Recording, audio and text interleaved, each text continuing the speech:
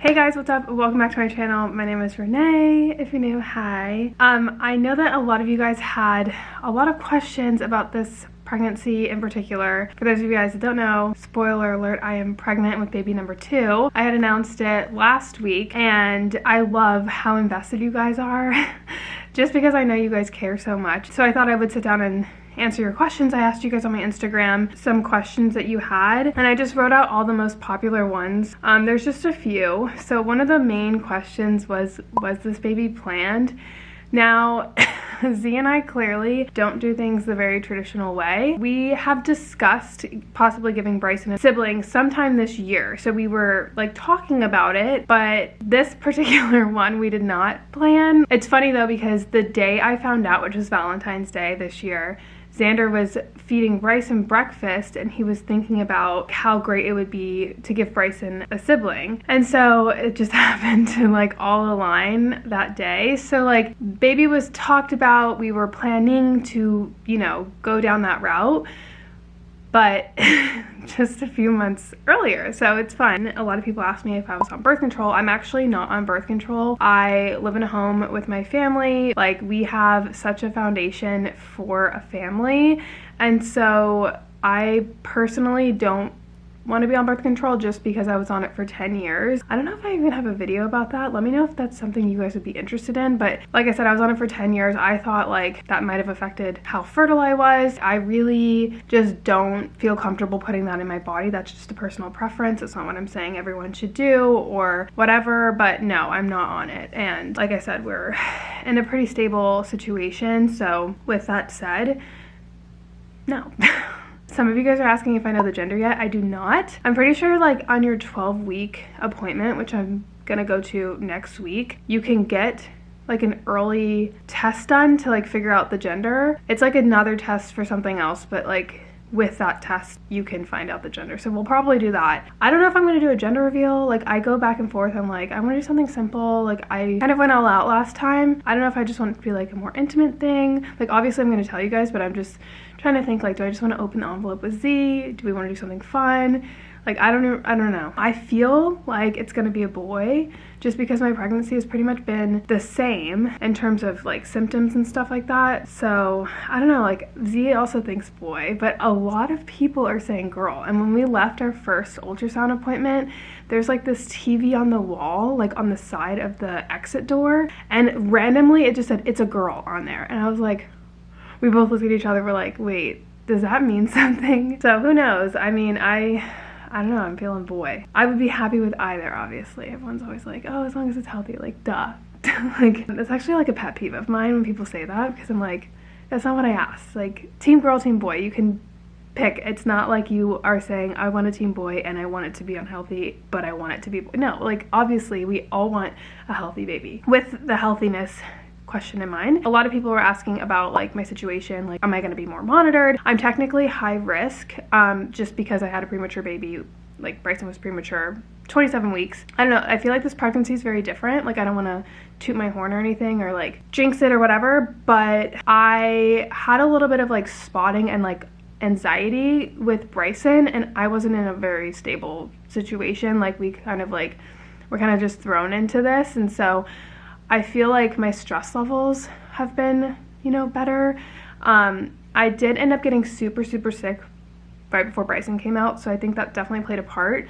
However, yeah, I like TMI, but I haven't had like any spotting or anything like that. Like, I've just felt very safe and comfortable with this pregnancy, but because of the premature birth that I had, I'm technically high risk and I'm seeing 2 different doctors. So they're going to also deliver me at 37 weeks, so we're still gonna have like an earlier baby, but a full-term baby if I can make it that.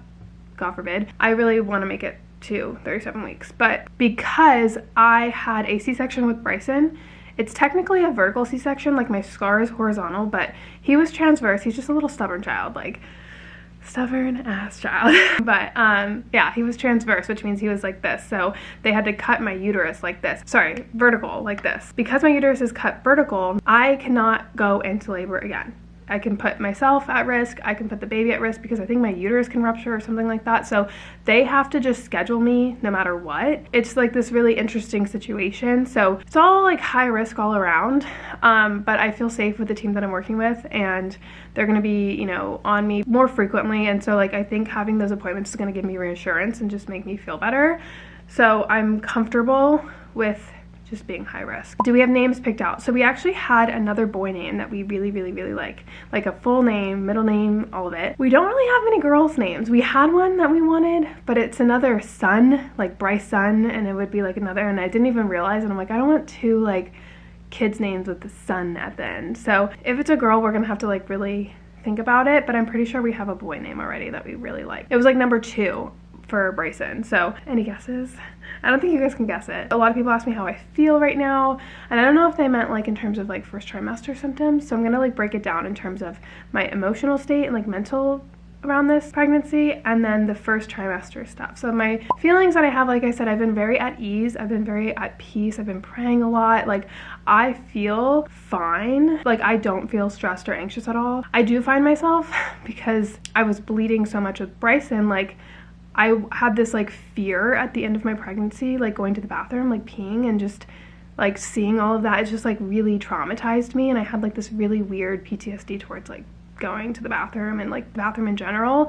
And so I do notice that like every time I do pee, I like check and I like pray, and I'm like, thank you God, thank you Jesus, like every time I'm just fresh and clear. And like I don't know, like I do have that like, I would say like routine habit in my mind, but I don't feel panicked, if that makes sense. Like I don't know how to describe it, but I just feel very at ease, and whatever happens happens.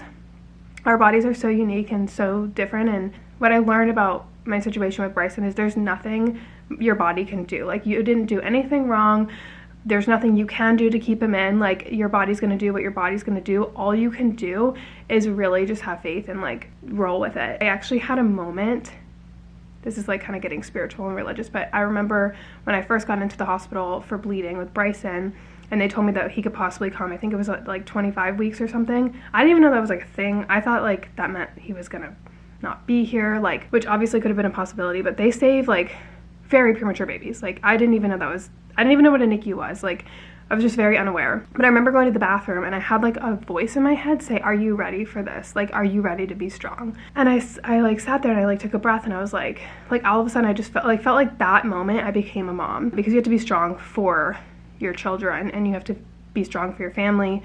And it was like this weird moment that I had, and that's how I feel going into this pregnancy, is like there's nothing I can do but just be strong and be the best, you know, vessel I can be for this baby. And yeah, it's like, I don't know, I felt like I would have been more stressed or anxious, but I feel okay. And then in terms of first trimester stuff, what am I feeling? When I first got pregnant, I was smelling a lot. Like my sense of smell was so high. And I was craving a lot of foods. I'm not as tired as before, and I don't know if that's just because I cannot be tired. Like I have a toddler now, because when I was pregnant with Bryson, I used to take like 3 naps a day. And now I'm like, if I can get a nap in, that's great, but it's not even like a long nap. There's been a few days where I'm like, oh my God, I can't even. But I don't necessarily feel as tired, just because I don't think I have the time or space to be tired. Like I definitely feel low energy.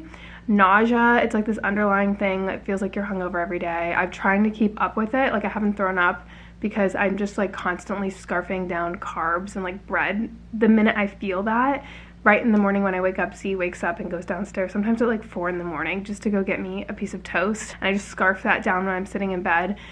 And so like the nausea's been something I could tolerate. Like it's not something I want to live with forever, but yeah, I mean, there's nothing really too crazy. My boobs are getting a little bit more sore now. Nothing out of the ordinary. Z's reaction.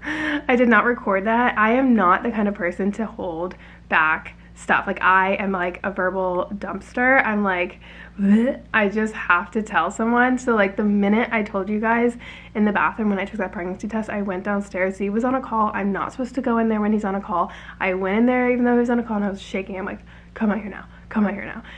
He's like, Renee, shut up. Finished his call, he came up and I showed him, and I was like, see, what the hell? And he goes, well, gave me a kiss. He goes, we're having another baby, and then he went back down to work. Like, there was nothing special about it, but it's just because of me. I literally cannot keep a secret. So no, I didn't record it.